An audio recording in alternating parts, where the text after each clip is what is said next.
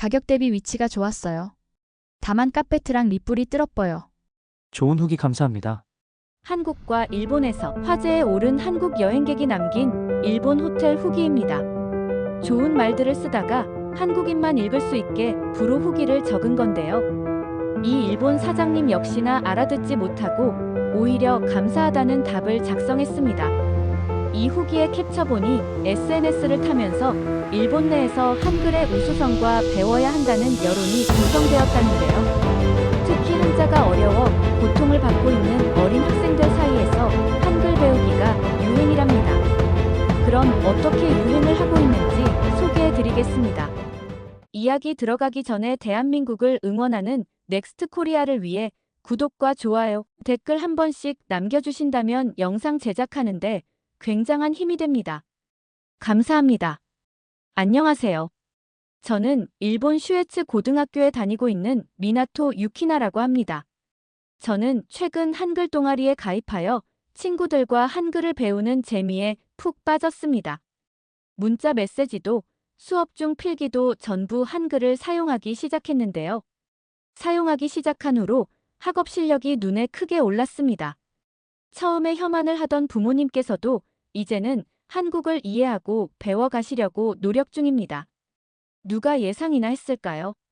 한 여행객의 장난스러운 후기 한 줄이 이토록 큰 파장을 불러올 줄 말이죠. 그날 아침 도쿄 시부야의 한 작은 게스트하우스 사장 다나카 씨는 평소와 다름없이 예약 사이트를 확인하고 있었습니다. 전날 체크아웃한 한국인 투숙객이 남긴 후기를 보던 그는 고개를 갸웃거렸습니다. 앞부분은 분명 칭찬이었어요. 위치도 좋고 가격도 합리적이라는 내용이었죠. 하지만 뒷부분에 적힌 한글 문장들은 도무지 읽을 수가 없었습니다. 다나카 씨는 번역기를 돌려볼까 잠시 고민했지만 귀찮다는 생각이 들었습니다. 아마 좋은 말일 거야. 그렇게 판단한 그는 정중하게 감사 인사를 남겼습니다. 그런데 그 캡처본이 SNS에 올라가면서 상황은 완전히 달라졌습니다. 리트윗 수가 수천 건을 넘어서고 댓글창에는 웃음과 감탄이 뒤섞인 반응들이 쏟아졌죠. 한국인들은 여행객의 기발한 발상에 폭소를 터뜨렸고 일본인들은 자신들이 읽을 수 없는 문자 체계의 존재를 새삼 실감했습니다. 특히 젊은 세대 사이에서 반응이 뜨거웠어요. 우리도 저 문자를 배우면 비밀 대화가 가능하겠네. 한자보다 훨씬 간단해 보이는데 이런 댓글들이 빠르게 확산되기 시작했습니다. 사건이 이렇게 번지자 언론도 가만히 있지 않았습니다. 주요 포털 사이트 메인에 관련 기사가 올라갔고 방송사에서는 특집 코너를 마련했어요. 한글이라는 문자가 얼마나 과학적이고 체계적인지 세종대왕이 백성을 위해 만든 문자라는 사실이 일본 사회에 널리 알려지기 시작한 겁니다. 어떤 언어학자는 텔레비전 인터뷰에서 이렇게 말했죠. 한글은 세계에서 가장 과학적인 문자 체계 중 하나입니다. 소리와 글자가 1:1로 대응되고 배우기 쉬우면서도 표현력이 뛰어나죠. 그의 말은 많은 일본인들에게 신선한 충격으로 다가왔습니다. 특히 반응이 뜨거웠던 곳은 교육 현장이었습니다. 일본의 학생들은 초등학교 때부터 히라가나와 가타카나를 배우고 이어서 수천 개의 한자를 외워야 하죠. 중학교에 들어가면 상용 한자만 1000개가 넘고 고등학교 졸업 때까지 배워야 할 한자는 2000자가 훨씬 넘습니다.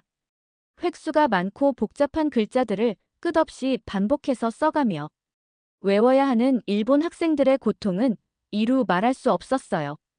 한자 시험 때마다 밤을 새우고 손목이 아파서 파스를 붙이는 아이들도 적지 않았습니다. 그런 아이들에게 한글은 마치 구원의 빛처럼 느껴졌던 거죠. 도쿄 외곽의 한 중학교에서는 쉬는 시간만 되면 학생들끼리 한글 자모를 연습하는 모습이 목격되기 시작했습니다. 처음엔 단순한 호기심이었어요. 기역, 니은, 디귿, 리을 이 낯선 소리들을 따라하며 킥킥거리던 아이들이 점점 진지해졌습니다.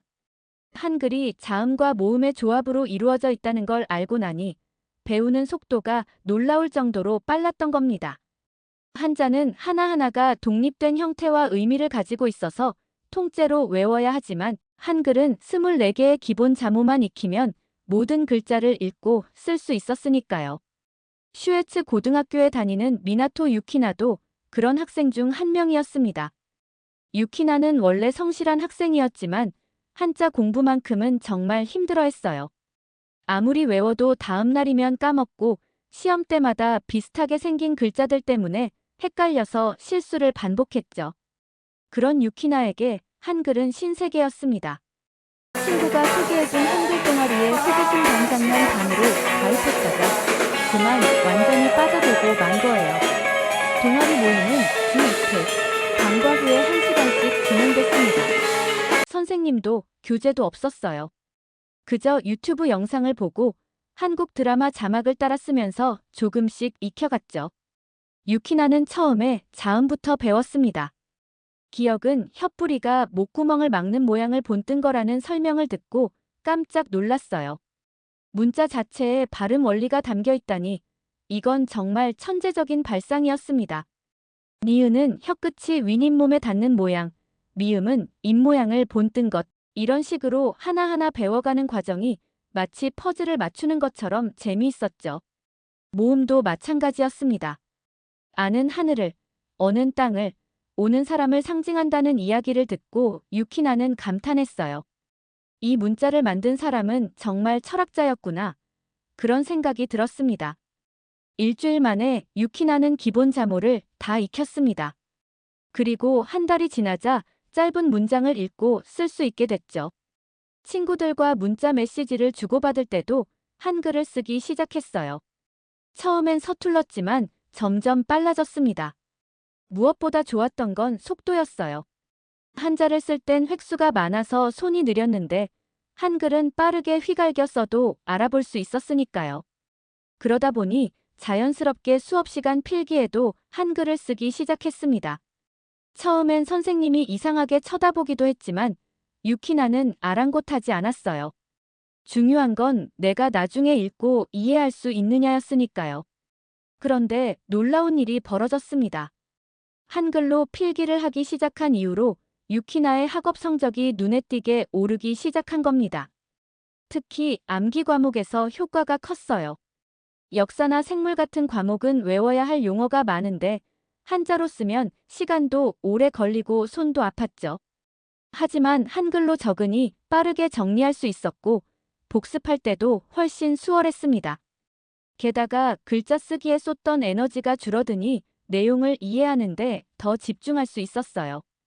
한 학기가 지나고 중간고사 성적표를 받았을 때 유키나는 자기 눈을 의심했습니다. 평균 점수가 무려 15점이나 올라 있었으니까요. 유키나의 성적표를 본 건 어머니였습니다.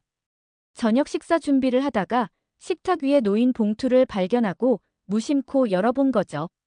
숫자들을 확인하던 어머니의 눈이 점점 커졌습니다. 딸아이의 성적이 이렇게 오른 건 처음이었거든요. 특히 암기 과목인 역사와 생물 점수가 크게 상승해 있었어요. 어머니는 곧바로 유키나를 불렀습니다. 유키나야, 이게 대체 어떻게 된 거니? 너 학원이라도 다니기 시작한 거야? 어머니의 목소리에는 놀라움과 기쁨이 뒤섞여 있었습니다. 유키나는 잠시 망설이다가 솔직하게 말했죠. 한글로 공부하기 시작했어요. 그게 저한테 더 잘 맞는 것 같아요. 그 말을 들은 순간 어머니의 표정이 굳어졌습니다. 한글, 한국 문자 말이니? 어머니의 목소리가 차갑게 식었어요. 미나토 가문은 대대로 일본의 전통을 중시하는 집안이었습니다. 할아버지는 신사의 신관이었고 아버지는 서예가였죠. 그런 집안에서 외국 문자, 그것도 한국 문자를 쓴다는 건 받아들이기 힘든 일이었습니다. 어머니는 딸의 노트를 가져오라고 했어요. 펼쳐진 노트에는 빼곡하게 한글이 적혀 있었습니다. 어머니는 한숨을 내쉬었죠. 유키나야, 우리 조상님들이 쓰던 문자가 있는데 왜 굳이 다른 나라 글자를 쓰는 거니? 이건 우리 문화에 대한 예의가 아니야. 하지만 유키나는 물러서지 않았습니다. 엄마, 저는 일본 문화를 무시하는 게 아니에요. 그냥 저한테 맞는 방법을 찾은 거예요. 한자가 나쁘다는 게 아니라 저는 한글이 더 편하고 효율적이라는 걸 깨달은 거라고요. 딸의 목소리에는 확신이 담겨 있었습니다. 어머니는 더 이상 말하지 않았지만 표정은 여전히 굳어 있었어요. 그날 밤 부모님은 오랜 시간 이야기를 나눴습니다. 아버지 미나토 타케시는 처음부터 강하게 반대했죠. 한국 문자라니 말도 안 돼. 당장 그만두게 해야 해. 아버지의 목소리는 단호했습니다. 아버지는 특히 한국에 대한 감정이 좋지 않았어요. 역사 문제, 독도 문제, 여러 정치적 갈등들이 그의 마음속에 깊은 반감을 심어 놓았던 겁니다. 그런 아버지에게 딸이 한글을 배운다는 건 배신처럼 느껴졌죠. 하지만 어머니는 조금 달랐습니다. 감정적으로는 불편했지만 딸의 성적이 오른 건 분명한 사실이었으니까요. 여보, 일단 조금만 지켜봐요. 아이 성적이 오른 건 좋은 일이잖아요. 어머니의 말에 아버지는 코웃음을 쳤습니다. 성적이 올랐다고? 그게 한글 때문이라는 증거가 어디 있어? 그냥 우연일 뿐이야. 다음 날부터 집안 분위기는 냉랭해졌습니다. 아버지는 유키나와 눈도 마주치지 않았고 식사 시간에도 말을 거의 하지 않았어요. 유키나는 마음이 무거웠지만 한글 공부를 멈추지 않았습니다. 오히려 더 열심히 했죠. 동아리 활동도 계속했고 필기도 여전히 한글로 했습니다. 친구들도 하나둘씩 한글을 배우기 시작했어요. 처음엔 서너 명이던 동아리 회원이 한 달 만에 20명으로 늘어났습니다. 교실에서도 쉬는 시간마다 한글을 연습하는 학생들을 쉽게 볼 수 있었죠. 학생들이 한글에 빠져든 이유는 단순했습니다. 빠르고 쉽고 재미있었으니까요.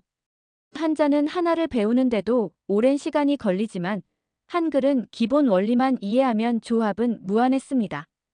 게다가 비밀 언어처럼 쓸 수 있다는 게 젊은 학생들에게는 매력적이었어요. 부모님이나 선생님이 못 읽는 글자로 친구들과 쪽지를 주고받는 재미가 쏠쏠했죠. 어떤 학생은 일기를 한글로 쓰기 시작했고 어떤 학생은 게임 닉네임을 한글로 바꿨습니다. 인스타그램에는 해시태그 한글 챌린지가 유행처럼 번졌어요. 유키나의 친구 사토 아야는 특히 열성적이었습니다. 아야는 원래 국어를 싫어했어요. 한자 시험만 보면 긴장해서 실수를 연발했고 독해 문제도 글자가 복잡해서 읽기 싫어했죠. 그런 아야가 한글을 만나면서 달라졌습니다. 글자가 단순하니까 읽는 게 부담스럽지 않았어요. 처음에는 한국 아이돌 가사를 따라 쓰면서 배웠습니다. 좋아하는 노래 가사를 한글로 적고 발음을 익히고 의미를 찾아보는 과정이 즐거웠죠. 한 달쯤 지나자 아야는 간단한 한국어 문장을 읽을 수 있게 됐습니다. 그리고 신기하게도 일본어 공부에도 자신감이 생겼어요. 문자에 대한 두려움이 사라진 거죠. 동아리 활동은 점점 체계적으로 변해갔습니다. 처음엔 그냥 모여서 유튜브 영상을 보는 수준이었지만 학생들이 늘어나면서 역할 분담이 생겼어요. 유키나는 발음 연습을 맡았고 아야는 문법 정리를, 다른 친구는 어휘 카드 만들기를 담당했습니다. 일주일에 2번씩 모여서 1시간씩 공부하고 온라인 메신저로는 매일 한글로 대화를 나눴죠. 실수하면 서로 고쳐주고 새로운 표현을 배우면 공유했습니다. 이렇게 함께 배우니 혼자 공부할 때보다 훨씬 빠르게 실력이 늘었어요.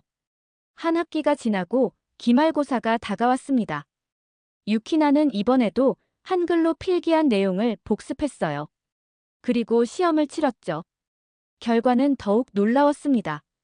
중간고사 때보다 또 점수가 올랐던 겁니다. 특히 세계사 과목에서 학년 10등 안에 들었어요.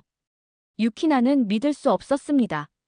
자신이 세계사에서 이렇게 좋은 성적을 받은 건 처음이었으니까요. 성적표를 받아든 유키나는 떨리는 손으로 집에 돌아왔습니다. 이번에는 아버지께 직접 보여드리고 싶었어요. 저녁 식사 자리에서 유키나는 조심스럽게 성적표를 꺼냈습니다. 아버지, 이번 기말고사 성적이에요. 아버지 타케시는 무표정하게 성적표를 받아들었습니다. 숫자들을 훑어보던 그의 눈썹이 미세하게 움직였어요. 1번, 2번, 다시 확인했습니다. 세계사 92점, 생물 87점, 전 과목 평균 84점. 이건 딸의 역대 최고 성적이었습니다. 아버지는 아무 말 없이 성적표를 식탁 위에 내려놓았어요. 하지만 그의 손이 미세하게 떨리고 있다는 걸 유키나는 놓치지 않았습니다. 아버지는 여전히 인정하고 싶지 않았지만 숫자는 거짓말을 하지 않았으니까요. 그날 밤 아버지는 혼자 서재에 앉아 있었습니다. 창밖을 바라보며 오랜 시간 생각에 잠겼어요. 딸의 성적표가 머릿속에서 떠나지 않았습니다. 한 학기도 아니고 2학기 연속으로 성적이 오른 건 분명 우연이 아니었죠. 아버지는 컴퓨터를 켜고 한글에 대해 검색하기 시작했습니다. 처음에는 반감을 가지고 봤지만 읽으면 읽을수록 놀라운 사실들이 드러났어요. 한글은 15세기에 만들어진 문자인데도 과학적 체계를 갖추고 있었고 배우기 쉽고 표현력도 뛰어났습니다. 유네스코에서 세종대왕상을 만들 정도로 그 가치를 인정받고 있었죠. 아버지는 한 언어학자의 논문을 발견했습니다. 그 논문은 문자 학습 시간과 인지 효율성의 관계를 다루고 있었어요. 한자는 익히는데 수천 시간이 걸리지만 한글은 불과 며칠에서 몇 주면 기본적인 읽기와 쓰기가 가능하다는 내용이었습니다. 그리고 문자 학습에 소요되는 시간이 줄어들면 그만큼 내용 이해와 사고력 향상에 에너지를 쏟을 수 있다는 분석이었죠. 아버지는 깊은 한숨을 내쉬었습니다. 내가 틀렸을까? 그런 생각이 처음으로 들었어요. 며칠 후 아버지 타케시는 조용히 서점에 들렀습니다. 퇴근길에 무심코 들어간 곳이었지만 발걸음에는 분명한 목적이 있었어요. 외국어 코너로 향한 그는 한국어 학습서들을 찬찬히 살펴보기 시작했습니다. 초급 한글 교재, 한국어 첫걸음, 3일 만에 배우는 한글, 여러 책들이 눈에 들어왔죠. 타케시는 잠시 망설이다가 가장 기본적인 교재 한 권을 집어들었습니다. 계산대로 가는 그의 걸음은 어딘가 무거웠어요. 자신이 그토록 반대하던 한글을 직접 배우려 한다는 사실이 아직도 낯설었으니까요. 집으로 돌아온 타케시는 서재 문을 닫고 조심스럽게 책장을 펼쳤습니다. 첫 페이지에는 한글의 역사가 적혀 있었어요. 조선의 4번째 왕 세종이 백성을 위해 만든 문자라는 설명을 읽으며 그는 고개를 끄덕였습니다. 권력자가 백성을 위해 문자를 만들다니 이건 역사상 흔치 않은 일이었죠. 다음 페이지로 넘어가자 자음과 모음표가 나왔습니다. 기역부터 히읗까지, 아부터 이까지 24개의 기본 글자들이 정갈하게 배열돼 있었어요. 타케시는 천천히 소리내어 읽어보기 시작했습니다. 기역, 니은, 디귿, 리을, 낯선 소리들이 입 밖으로 나왔죠. 발음 연습을 하다 보니 재미있는 걸 발견했습니다. 한글의 자음들은 실제로 발음할 때 혀와 입의 모양을 본떠서 만들어졌다는 거예요. 기역은 혀뿌리가 목구멍을 막는 모습, 니은은 혀끝이 윗잇몸에 닿는 모습, 이런 식으로 체계적이었죠. 타케시는 거울을 가져와 자신의 입모양을 확인하며 연습했습니다. 정말 그렇네. 이건 정말 과학적이야. 그는 감탄하지 않을 수 없었어요. 한자는 상형 문자에서 출발했지만 한글은 소리의 원리를 문자로 구현한 표음 문자였습니다. 이 차이가 학습 효율에 얼마나 큰 영향을 미치는지 타케시는 이제야 이해하기 시작했어요. 일주일쯤 지나자 타케시는 기본 자모를 모두 익혔습니다. 그리고 조합 원리를 배우기 시작했죠. 자음과 모음을 섞으면 하나의 음절이 된다는 게 신기했어요. 가, 나, 다, 라 한 글자 한 글자 써보면서 타케시는 마치 어린아이가 된 것 같은 느낌을 받았습니다. 50년을 넘게 살면서 새로운 문자를 배운다는 건 참으로 낯선 경험이었죠. 하지만 동시에 짜릿한 기쁨도 느꼈어요. 뭔가 새로운 세계가 열리는 듯한 느낌이었습니다. 그는 매일 밤 서재에서 1시간씩 한글을 공부했습니다. 아내도 딸도 모르게 조용히 혼자서요. 2주쯤 되자 타케시는 간단한 단어들을 읽을 수 있게 됐습니다. 사랑, 감사, 행복, 희망 이런 단어들을 한글로 읽을 때마다 묘한 감정이 밀려왔어요. 같은 뜻이지만 한자로 읽을 때와는 다른 느낌이었죠. 더 부드럽고 더 따뜻한 느낌이랄까요. 어느 날 저녁 타케시는 한국 뉴스를 찾아보기 시작했습니다. 처음엔 한 글자도 알아들을 수 없었지만 화면에 나오는 한글 자막만큼은 읽으려고 노력했어요. 서툴렀지만 조금씩 읽히기 시작했습니다. 그러다 보니 자연스럽게 한국 사회와 문화에 대해서도 관심이 생겼죠. 타케시가 특히 놀란 건 한국의 교육열이었습니다. 뉴스를 보다 보니 한국 학생들이 얼마나 치열하게 공부하는지 알게 됐어요. 대학 입시 경쟁률이나 학원 문화는 일본 못지않았고 어떤 면에서는 더 치열해 보였습니다. 그런데 그 학생들이 쓰는 문자가 바로 한글이었죠. 복잡한 한자 없이도 고등교육이 가능하다는 게 신기했어요. 오히려 문자가 단순해서 사고의 속도가 빨라질 수도 있겠다는 생각이 들었습니다. 타케시는 자신의 편견이 조금씩 무너지는 걸 느꼈어요. 한 달이 지났을 무렵 타케시는 용기를 냈습니다. 저녁 식사 자리에서 유키나에게 말을 건 거죠. 유키나야, 내가 쓰는 그 한글이라는 거 아빠도 조금 배워봤어. 식탁에 침묵이 흘렀습니다. 유키나는 믿을 수 없다는 표정으로 아버지를 바라봤어요. 어머니도 놀란 눈으로 남편을 쳐다봤습니다. 타케시는 어색하게 웃으며 말을 이었습니다. 생각보다 배우기 쉽더구나. 그리고 꽤 과학적이야. 내가 왜 이걸 좋아하는지 조금은 알 것 같아. 유키나의 눈에 눈물이 맺혔어요. 아버지가 자신을 이해하려고 노력했다는 사실이 너무나 감동적이었던 겁니다. 그날 밤 유키나는 아버지 서재를 찾아갔습니다. 문을 두드리자 타케시가 안으로 들어오라고 했어요. 유키나는 자신이 쓴 한글 노트를 가져왔습니다. 아빠, 제 필기 좀 봐주실래요? 타케시는 딸의 노트를 받아들고 천천히 페이지를 넘겼습니다. 세계사 내용이 빼곡하게 적혀 있었는데 정말 모든 게 한글이었어요. 타케시는 자신이 배운 지식을 총동원해서 읽으려고 노력했습니다. 더듬더듬 읽는 아버지를 보며 유키나는 미소 지었죠.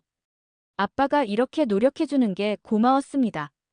아빠, 한글은 정말 효율적이에요. 획수가 적어서 빨리 쓸 수 있고 읽기도 쉬워요. 그래서 필기할 때 시간이 절약되고 그 시간에 선생님 말씀을 더 잘 들을 수 있어요. 유키나가 설명하자 타케시는 고개를 끄덕였습니다. 그리고 조심스럽게 물었죠. 그런데 유키나야, 일본어로 생각하고 한글로 적는 게 헷갈리지는 않니? 유키나는 웃으며 대답했어요. 처음엔 조금 헷갈렸는데 지금은 괜찮아요. 오히려 한자 때문에 손목이 아팠던 게 사라져서 좋아요. 그 말을 들은 타케시는 숙연해졌습니다. 딸이 그동안 한자 때문에 얼마나 힘들어했는지 미처 몰랐던 거예요. 며칠 후 타케시는 회사 동료들과 점심을 먹다가 이 이야기를 꺼냈습니다. 우리 딸이 한글을 배우면서 성적이 많이 올랐어. 동료들은 의아한 표정을 지었죠.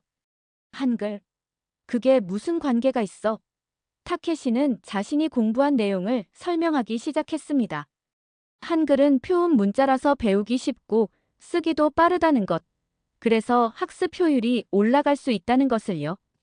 동료들은 반신반의했지만 관심은 보였어요. 한 명이 물었습니다. 그럼 우리도 한자 대신 한글을 쓰면 업무 효율이 올라갈까?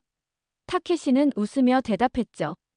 글쎄, 그건 모르겠지만 적어도 젊은 세대에게는 선택지가 될 수 있을 것 같아. 사무실로 돌아온 타케시는 문득 궁금해졌습니다. 다른 학교에서도 이런 현상이 일어나고 있을까? 그는 인터넷을 검색하기 시작했어요. 그리고 놀라운 사실을 발견했습니다. 유키나의 학교만이 아니었던 거죠. 도쿄, 오사카, 교토, 후쿠오카, 일본 전역의 학교에서 학생들이 한글을 배우고 있었어요. SNS에는 한글 챌린지라는 해시태그가 넘쳐났고 유튜브에는 일본 학생들이 한글로 쓴 노트를 자랑하는 영상들이 올라와 있었습니다. 댓글창에는 격려와 응원의 메시지가 가득했죠. 한 영상에서는 도쿄의 여중생이 자신의 일기를 공개했습니다. 매일 한글로 일기를 쓴다는 그 학생은 이렇게 말했어요. 한글로 쓰면 제 감정을 더 솔직하게 표현할 수 있어요. 한자는 너무 딱딱하고 격식 있는 느낌이지만 한글은 더 자유로운 느낌이에요. 타케시는 그 말을 듣고 묘한 감정을 느꼈습니다. 문자가 사고방식에도 영향을 미칠 수 있다는 걸 새삼 깨달았기 때문이죠. 또 다른 영상에서는 오사카의 남학생이 게임 닉네임을 한글로 바꾼 이유를 설명했어요. 한자는 다들 쓰잖아요. 한글은 독특하고 멋있어 보여요. 그리고 뜻을 모르는 사람들이 신기해하는 게 재미있어요. 타케시는 컴퓨터 화면을 보며 긴 한숨을 내쉬었습니다. 이건 단순한 유행이 아니었어요. 일본 청소년들이 자발적으로 선택한 문화적 변화였습니다. 그들은 한자의 복잡함에서 벗어나고 싶었고 더 효율적인 방법을 찾았고 그 결과가 바로 한글이었던 거죠. 타케시는 자신의 완고한 태도를 반성했습니다. 딸을 믿지 못하고 편견에 사로잡혀 있었던 자신이 부끄러웠어요. 그날 밤 타케시는 유키나에게 진심 어린 사과를 했습니다. 유키나야, 아빠가 미안하구나. 내 선택을 존중하지 못했어.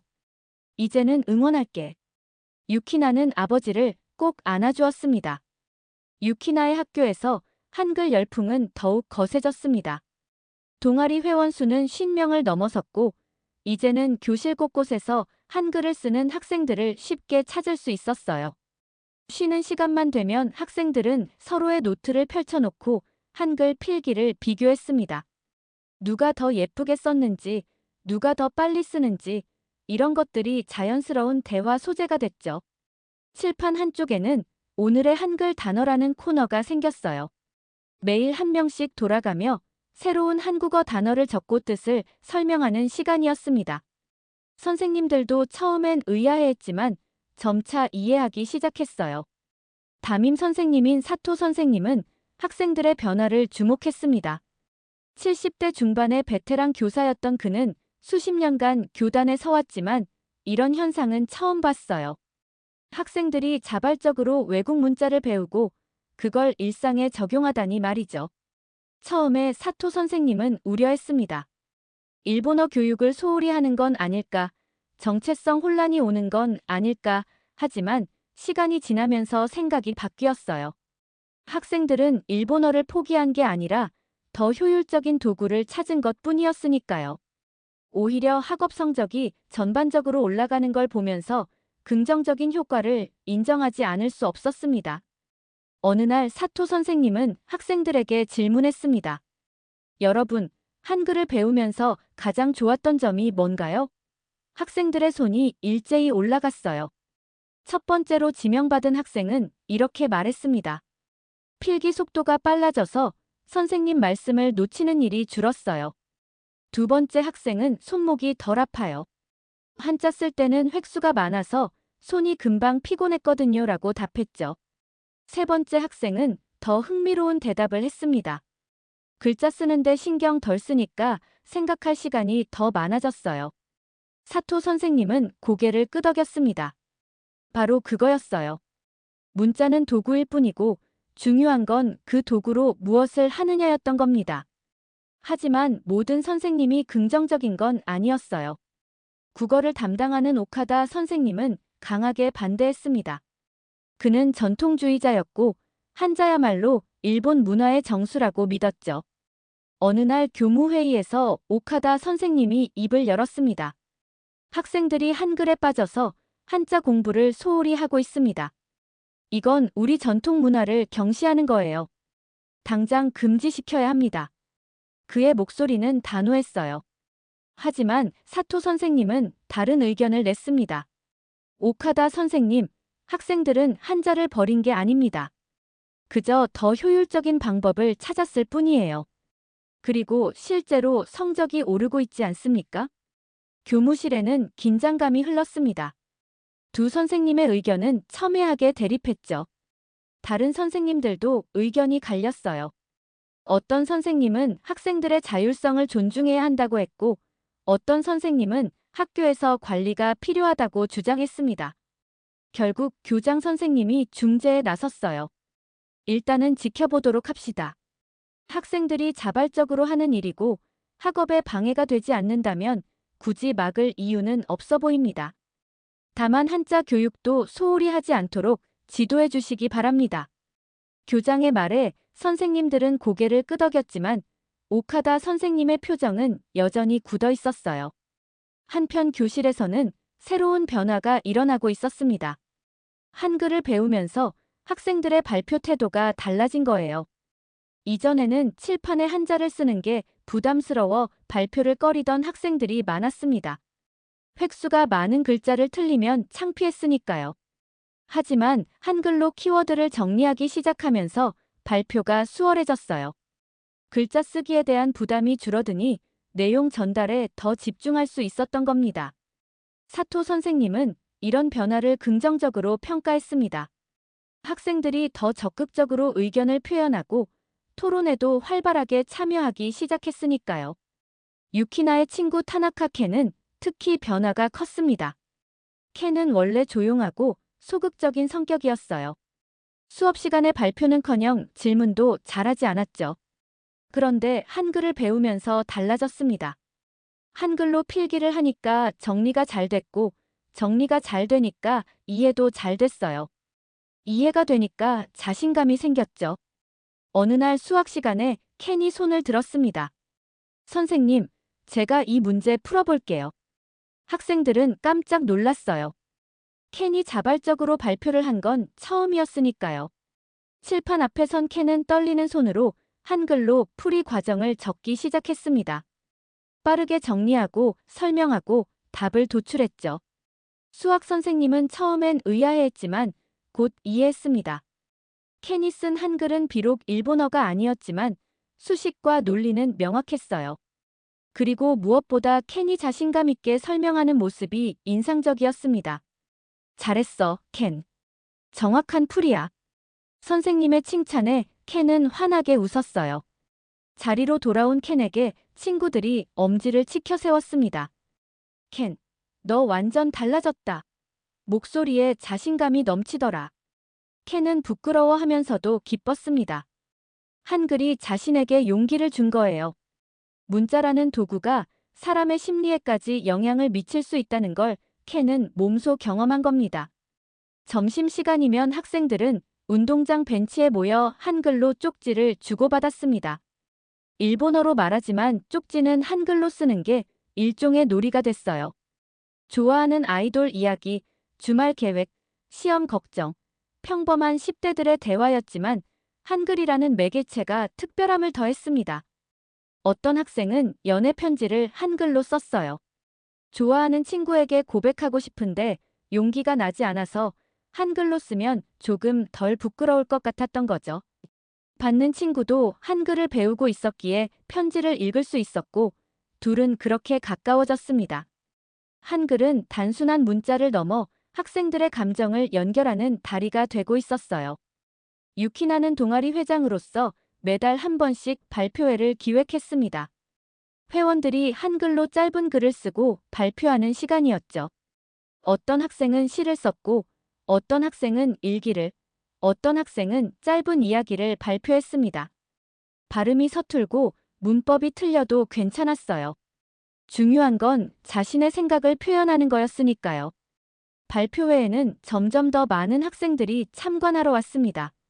처음엔 회원들만 모였지만 나중엔 다른 반 학생들도 심지어 하급생들도 구경을 왔죠. 한글에 대한 관심이 학년을 넘어 학교 전체로 퍼지고 있었던 겁니다. 어느 날 발표회에서 유키나는 자신의 경험을 나눴습니다. 저는 한글을 배우면서 많은 걸 얻었어요. 공부 방법도 바뀌었고 성적도 올랐고 무엇보다 아버지와의 관계가 좋아졌어요. 처음엔 반대하시던 아버지께서 이제는 한글을 배우고 계세요. 함께 공부하면서 대화도 많아졌고 서로를 더 이해하게 됐어요. 유키나의 목소리는 떨렸지만 진심이 담겨 있었습니다. 학생들은 조용히 귀를 기울였어요. 한글은 단순한 문자가 아니에요.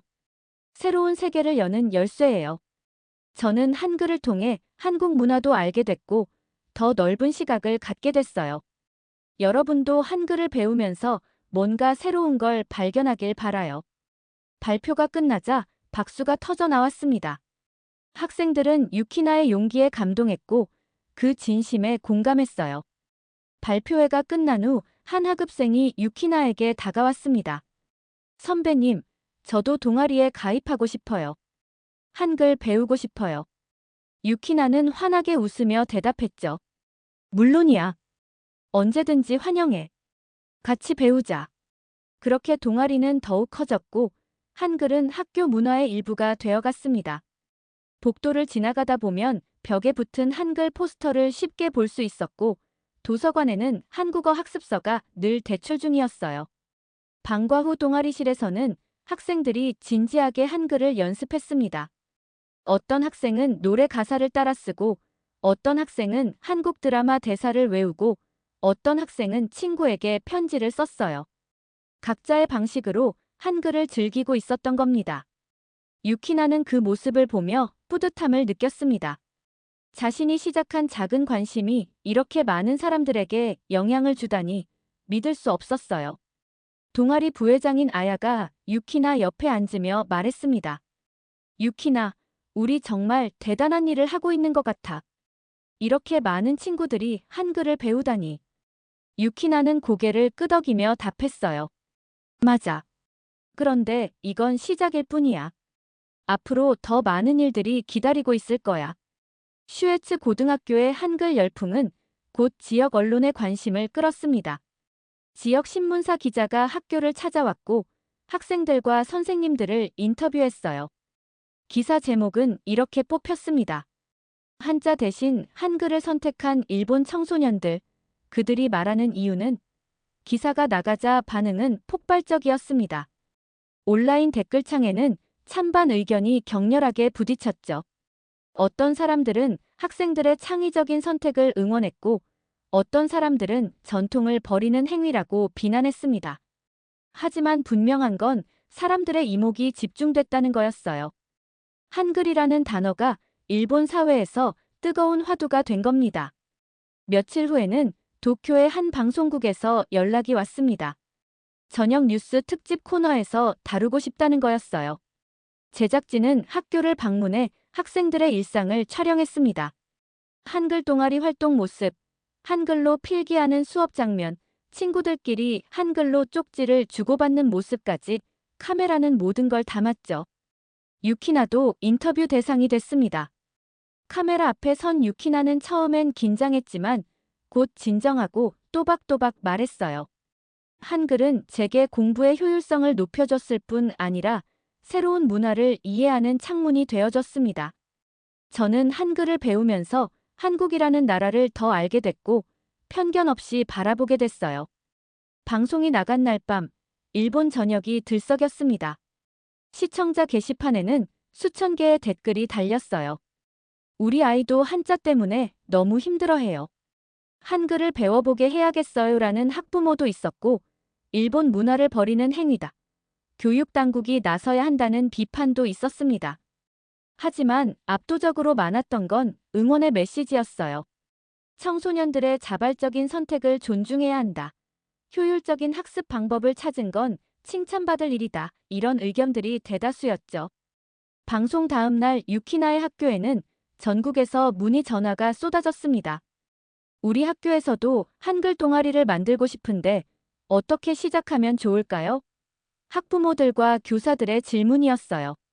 도쿄뿐만 아니라 오사카, 교토, 나고야, 삿포로, 일본 전역의 학교에서 비슷한 움직임이 일어나기 시작했습니다. 학생들은 자발적으로 한글 스터디 그룹을 만들었고 온라인 커뮤니티를 통해 학습 자료를 공유했어요. SNS에는 해시태그 일본 학생 한글 챌린지가 트렌드에 올랐습니다. 학생들은 자신이 쓴 한글 노트를 사진으로 찍어 올렸고 서로 격려하고 응원했죠. 한글을 배우는 일본 청소년의 수는 눈덩이처럼 불어났습니다. 처음 시작은 호기심이었지만 이제는 하나의 문화 현상으로 자리 잡고 있었어요. 교육 전문가들도 이 현상에 주목했습니다. 도쿄대학의 언어학 교수 마츠모토 박사는 논문을 발표했어요. 제목은 표음 문자의 학습 효율성과 인지, 발달의 상관관계였습니다.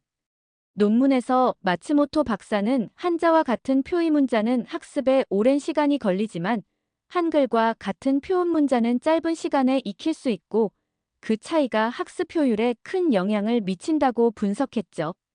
특히 청소년기의 문자 학습에 소요되는 시간을 줄이면 그만큼 사고력과 창의력 향상에 집중할 수 있다는 점을 강조했습니다. 논문은 학계에서 큰 반향을 일으켰어요. 한 교육 잡지는 특집 기사를 실었습니다. 제목은 한자 교육의 미래, 우리는 무엇을 선택할 것인가였어요. 기사는 일본의 한자 교육이 학생들에게 얼마나 큰 부담을 주는지 통계와 함께 보여줬습니다. 초등학교에서 1,006개, 중학교에서 1,110개, 총 2,126개의 상용 한자를 배워야 하는 일본 학생들의 학습 부담은 다른 나라에 비해 압도적으로 높았어요. 그 시간을 다른 학습에 투자한다면 어떨까요? 기사는 질문을 던졌습니다. 한글을 배우는 학생들은 이미 그 답을 보여주고 있어요. 그들의 선택을 우리는 어떻게 받아들여야 할까요? 기사는 독자들에게 생각할 거리를 던졌죠. 학부모 단체들도 움직이기 시작했습니다. 전국 학부모연합회는 공개 토론회를 열었어요. 주제는 효율적인 문자 교육과 우리 아이들의 미래였습니다. 토론회에는 교육 전문가, 언어학자, 교사, 학부모들이 참석했죠. 의견은 크게 둘로 나뉘었습니다. 한쪽은 전통적인 한자 교육을 고수해야 한다고 주장했고, 다른 쪽은 학생들의 선택을 존중하고 다양한 옵션을 제공해야 한다고 말했어요. 토론은 열띠게 진행됐습니다. 한 학부모가 발언권을 얻었어요. 제 아이는 한자 때문에 학교 가기를 싫어했습니다. 하지만 한글을 배운 후로 공부가 즐거워졌대요. 이게 나쁜 일인가요? 아이가 행복해하는데 왜 막아야 하죠? 그 말에 많은 학부모들이 공감의 박수를 보냈습니다. 반대편에 앉아있던 한 교수가 반박했어요. 하지만 한자는 우리 문화의 뿌리입니다. 이걸 포기하면 우리 정체성도 흔들리는 거예요. 그러자 다른 교수가 손을 들었습니다. 문화와 정체성은 문자만으로 결정되지 않아요. 언어, 역사, 전통, 가치관, 이 모든 게 어우러져서 만들어지는 거죠. 학생들이 효율적인 도구를 선택한다고 해서 일본인이 아닌 건 아닙니다. 토론회는 결론 없이 끝났지만 적어도 사회적 논의가 시작됐다는 점에서 의미가 있었어요. 정치권도 관심을 보이기 시작했습니다. 야당의 한 의원이 국회에서 질의를 했어요. 교육부 장관님, 전국적으로 학생들이 한글을 배우고 있습니다. 이에 대한 정부의 입장은 무엇입니까? 교육부 장관은 신중한 답변을 내놨죠. 학생들의 자발적인 학습 활동을 막을 이유는 없습니다. 다만 기본적인 한자 교육은 계속 유지될 것이며 외국어 선택 과목에 한국어를 추가하는 방안도 검토 중입니다. 장관의 답변에 일부 의원들은 반발했지만 많은 의원들은 긍정적으로 받아들였어요. 시대가 변하고 있다는 걸 정치인들도 느끼고 있었던 겁니다. 한국에서도 이 소식이 전해졌습니다. 한국 언론은 일본 청소년들의 한글 사랑을 대대적으로 보도했어요. 한글의 우수성이 해외에서 인정받고 있다. 문화 교류의 새로운 장이 열렸다. 이런 제목의 기사들이 쏟아졌죠. 한국 네티즌들은 뿌듯해했습니다. 세종대왕님 감사합니다. 한글이 세계로 뻗어나가고 있네요. 이런 댓글들이 달렸어요.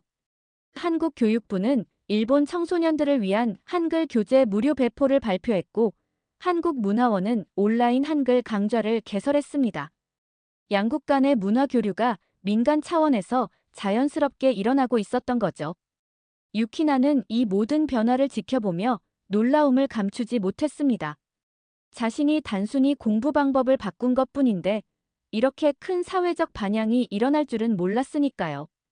어느 날 저녁 유키나는 일기를 썼습니다. 물론 한글로요. 오늘 뉴스에서 우리 이야기가 나왔다. 정말 신기하고 떨린다.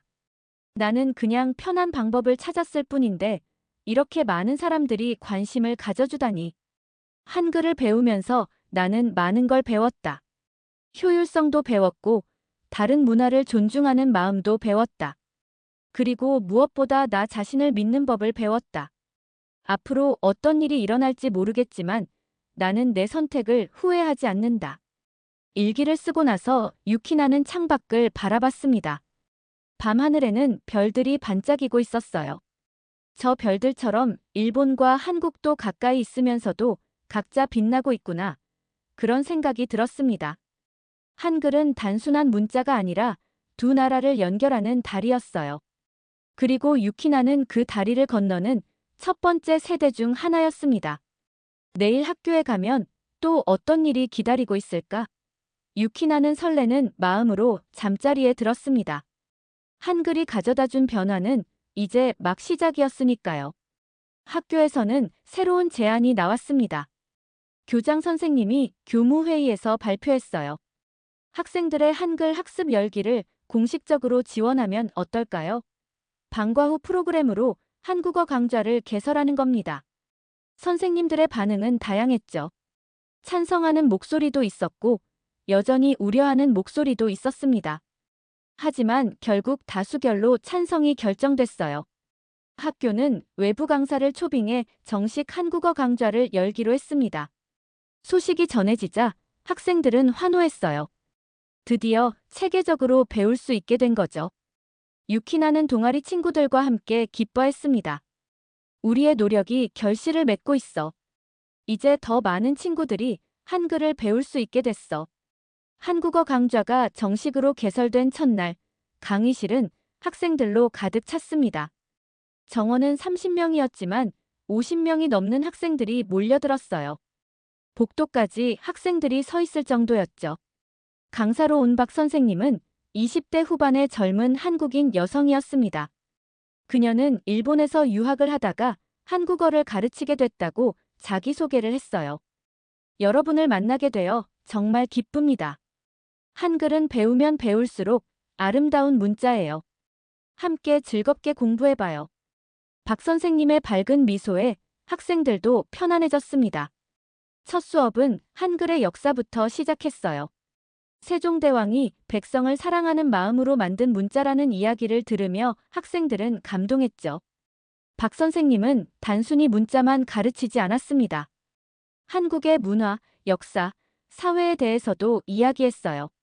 한국은 전쟁의 폐허에서 일어나 경제 강국이 됐고 K-팝과 드라마로 전 세계의 문화를 전파하고 있다는 설명을 들으며 학생들은 놀라워했습니다.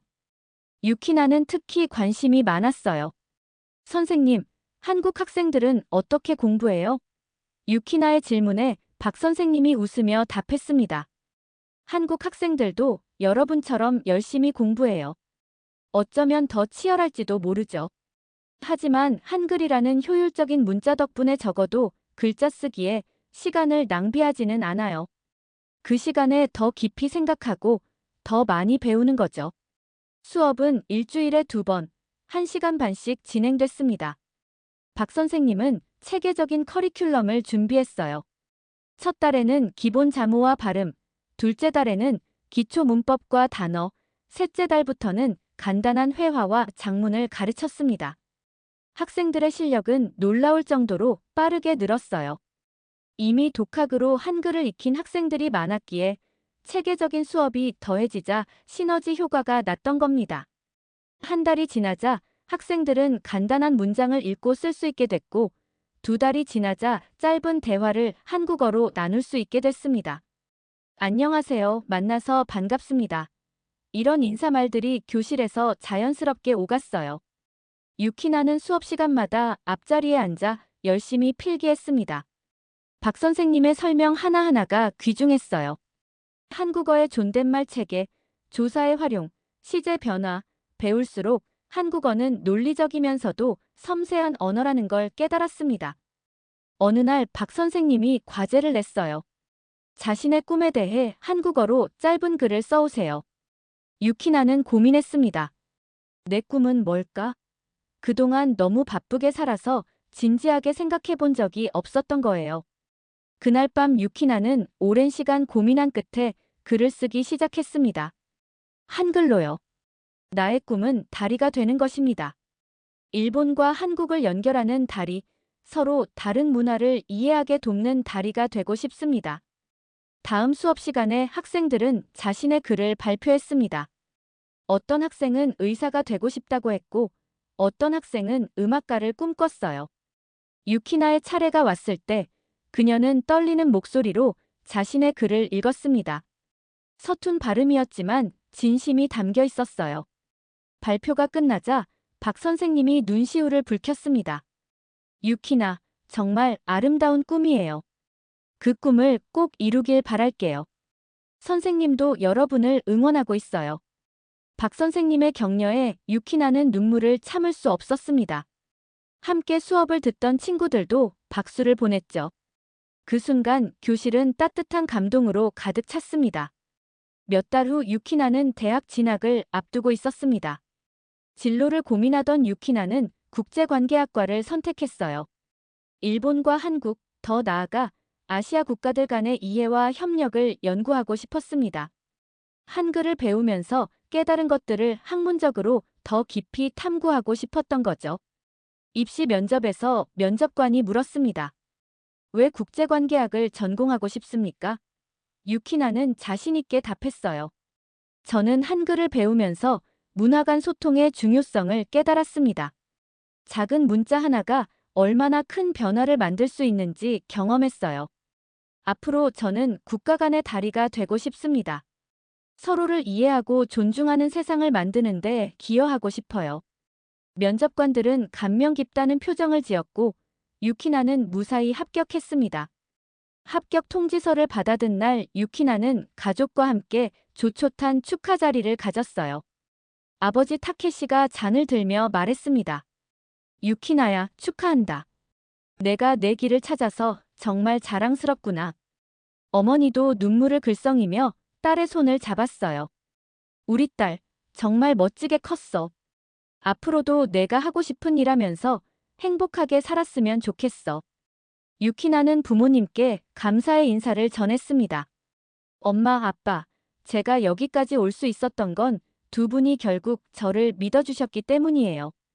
처음엔 반대하셨지만 제 선택을 존중해 주셔서 감사해요. 가족은 서로를 꼭 안았고 눈물과 웃음이 뒤섞인 시간을 보냈습니다. 졸업식 날 유키나는 졸업생 대표로 송사를 낭독했습니다.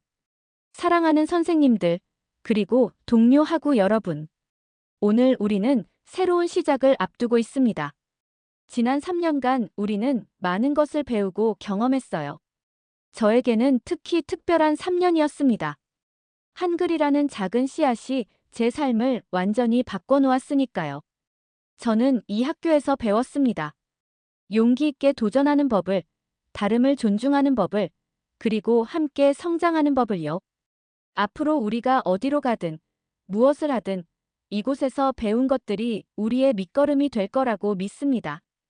유키나의 목소리는 울렸고 졸업생들은 박수로 화답했어요. 졸업식이 끝나고 한글 동아리 친구들이 모였습니다. 마지막으로 함께 사진을 찍으며 추억을 나눴죠. 아야가 말했습니다. 유키나, 내가 없었으면 우리 이렇게까지 못 왔을 거야. 정말 고마워. 켄도 거들었어요. 맞아. 너 덕분에 우리 모두 달라졌어. 유키나는 고개를 저었습니다. 아니야. 우리가 함께했기 때문에 가능했던 거야. 혼자서는 절대 못했을 거야. 친구들은 서로를 껴안으며 울고 웃었어요. 이제 각자의 길을 가게 되지만 이 시간은 영원히 기억될 것이었습니다. 한글이 맺어준 우정은 평생 이어질 거라고 모두가 믿었어요. 그로부터 몇 년이 흘렀습니다. 유키나는 대학을 졸업하고 한일문화교류재단에서 일하게 됐어요. 양국의 청소년 교류 프로그램을 기획하고 운영하는 일이었죠. 유키나의 꿈이 현실이 된 겁니다. 어느 날 유키나는 슈에츠 고등학교를 다시 찾았습니다. 후배들에게 강연을 하러 온 거였어요. 강당에 들어서자 옛 기억들이 떠올랐습니다. 이곳에서 처음 한글 발표를 했고 공개 수업을 했고 졸업식을 했었죠. 후배들 앞에 선 유키나는 자신의 이야기를 들려줬습니다. 여러분, 저도 여러분과 같은 자리에 앉아 있었습니다. 꿈도 없고 방향도 모르는 평범한 학생이었어요. 하지만 작은 선택 하나가 제 인생을 바꿨습니다. 한글을 배우기로 한 선택이요. 그 선택은 단순히 문자를 배운 게 아니었어요. 새로운 세상을 여는 문이었습니다. 유키나의 목소리는 확신에 차 있었어요.